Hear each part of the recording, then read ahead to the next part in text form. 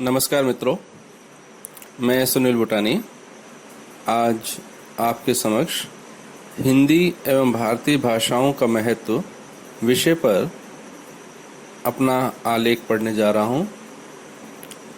भारत की राष्ट्रभाषा संघ तथा संघ शासित क्षेत्रों एवं अन्य राज्यों की राजभाषा, विश्व की दूसरी सबसे अधिक बोली जाने वाली भाषा, भारत की अधिकांश आबादी द्वारा बोली और समझी जाने वाली और विश्व के कई अन्य देशों में अपना परचम फहरा चुकी संस्कृत पुत्री हिंदी का भविष्य उज्जवल है।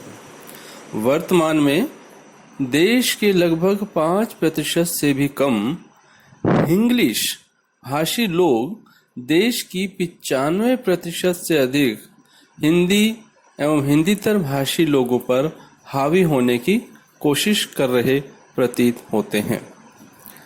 यह लगभग 5% इंग्लिश भाषी लोग अंग्रेजी के माध्यम से भारत को इंडिया और इंडिया को अमेरिका के समान विकसित राष्ट्र बनाने की कल्पना करते हैं।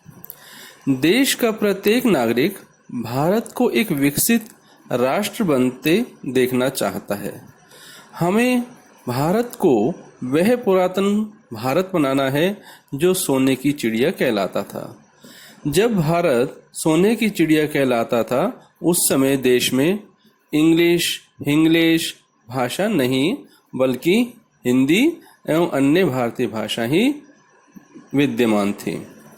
मौजूदा विकसित देशों अमेरिका, ब्रिटेन, चीन, जापान, रूस, जर्मनी आदि तथा अरब देशों ने अपनी अपनी भाषा के माध्यम से ही अपनी मौजूदा हैसियत बनाई है।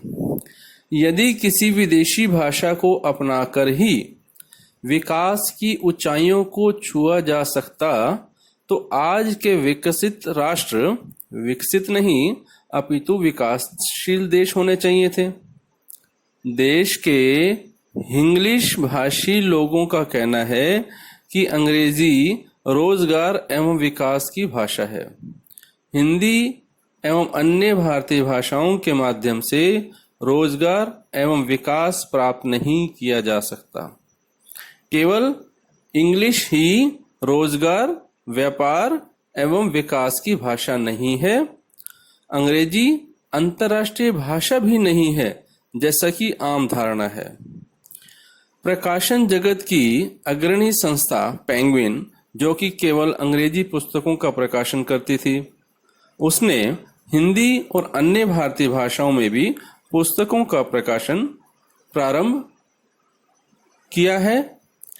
कंप्यूटर सॉफ्टवेयर क्षेत्र की प्रतिष्ठित माइक्रोसॉफ्ट कंपनी हिंदी एवं अन्य भारतीय भाषाओं में कार्य करने में समर्थ सॉफ्टवेयर बाजार में ले कर आ चुकी है।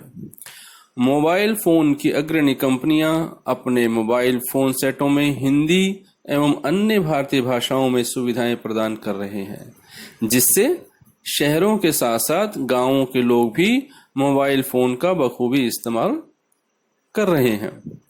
सैटेलाइट चैनलों में अधिकांश चैनल हिंदी एवं भारतीय भाषाओं में कार्यक्रम प्रसारित करते हैं। सैटेलाइट स्पोर्ट्स चैनलों ने अपने अधिकांश कार्यक्रम हिंदी में दिखाने शुरू कर दिए हैं। मैचों के दौरान सीधे प्रसारण के दौरान हिंदी में कमेंट्री सुनने की सुविधा उपलब्ध करवाई गई है। मुख्यतः व्यापार जगत की खबरें देने के लिए कई हिंदी चैनल मैदान में उतर चुके हैं। हिंदी एवं अन्य भारतीय भाषाओं के सैटेलाइट मनोरंजन चैनलों की भरमार है। रेडियो को पुनर्जीवित करने वाले एफएम चैनल हिंदी एवं अन्य भारतीय भाषाओं के गीतों को इंग्लिश में लफ्फाजी के साथ प्रस्तुत करते हैं।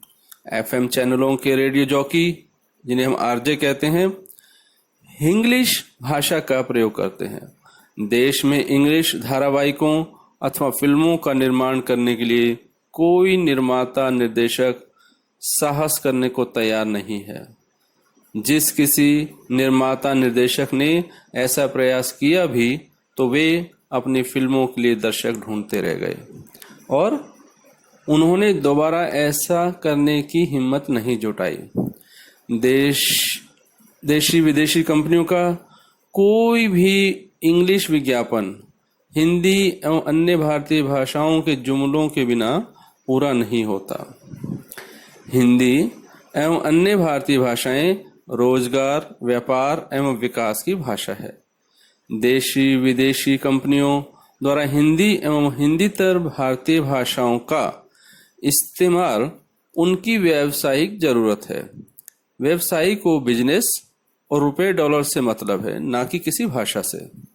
उन्हें जिस भाषा के उपयोग से अधिक व्यापार मिलेगा वह उसी भाषा का इस्तेमाल करेंगे, फिर चाहे वह भाषा हिंदी अथवा हिंदीतर भारतीय भाषा ही क्यों न हो। व्यवसायियों की अपनी कोई भाषा नहीं होती है। रोजगार, व्यापार, विकास एवं आम बोलचाल की भाषा हिंदी की सरकारी कार्यालयों में भी पकड़ मजबूत हुई है। जैसा कि हम सभी जानते हैं कि भारतीय संविधान में हिंदी को संघ की राजभाषा का दर्जा दिया गया है। हिंदीतर क्षेत्रों में स्थित भारत सरकार के कार्यालयों में कार्यरत अधिकारी एवं कर्मचारी भी हिंदी में कार्य करने में रुचि ले रहे हैं। सरकारी वेबसाइट इंग्लिश के साथ साथ हिंदी में भी उपलब्ध है। भारत सरकार के किसी भी मंत्रालय अथवा विभाग से संबंधित जानकारी वेबसाइट पर हिंदी एवं अंग्रेजी में उपलब्ध है। हिंदीतर भाषी लोग हिंदी में कार्य कर सरकार द्वारा चलाई जा रही हिंदी प्रोत्साहन योजनाओं का खूब लाभ उठा रहे हैं। सरकारी कार्यालयों में हिंदी में कार्य करने के लिए बुनियादी ढांचा मजबूत हुआ है। टाइपिस्टों को कंप्यूटर पर हिंदी में कार्य करने और आशु लिपिकों को हिंदी में आशु लेखन का प्रशिक्षण दिया गया है। गृह मंत्रालय भारत सरकार के राजभाषा विभाग द्वारा प्रत्येक वर्ष जारी किए जाने वाले वार्षिक कार्यक्रम में हिंदी में कार्य करने के लिए उल्लेखित लक्ष्यों को पूरा करने के लिए सरकारी कर्मचारियों द्वारा प्रयास किए जा रहे हैं। वर्तमान में राजभाषा विभाग द्वारा ऑनलाइन हिंदी प्रशिक्षण एवं मशीनी अनुवाद सहित अनेक सुविधाएं उपलब्ध करवाई गई हैं। सरकारी कार्यालयों में हिंदी प्रयोग में हो रही निरंतर वृद्धि इस बात को समझा जा सकता है कि प्रमुख सॉफ्टवेयर कंपनियां एक से एक आधुनिक हिंदी सॉफ्टवेयर बाजार में उतार रही हैं। इस दिशा में विश्व की प्रमुख सॉफ्टवेयर कंपनी माइक्रोसॉफ्ट और सीडेक की पहल अत्यंत महत्वपूर्ण है। वह दिन भी दूर नहीं है जब हिंदी संयुक्त राष्ट्र की भाषा होगी। हिंदी को संयुक्त राष्ट्र की आधिकारिक भाषा बनवाने की दिशा में प्रयासों को गति प्रदान की गई है। भारत सरकार की मदद से मॉरिशस में विश्व हिंदी सचिवालय की स्थापना की गई है। यह सचिवालय विश्व में हिंदी के प्रोत्साहन के लिए विभिन्न विश्वविद्यालयों और संगठनों के बीच समन्वय स्थापित कर रहा है। हिंदी को संयुक्त राष्ट्र की आधिकारिक भाषा के रूप में स्थापित करने की दिशा में गंभीरता से कार्य हो रहा है। वर्तमान में इंग्लिश, रूसी, फ्रेंच, चीनी जिसे मंदारिन हम कहते हैं, अरबी और स्पेनिश जो भाषाएं हैं वह संयुक्त राष्ट्र की 6 आधिकारिक भाषाएं हैं। इनमें इंग्लिश, रूसी, फ्रेंच और चीनी भाषा तो सुरक्षा परिषद के 5 स्थायी देशों अमेरिका, ब्रिटेन, रूस, फ्रांस तथा चीन की राष्ट्रभाषाएं हैं। अरबी और स्पेनिश भाषा को उनके कई देशों में प्रचलन को ध्यान में रखकर आधिकारिक भाषा के रूप में शामिल किया गया है।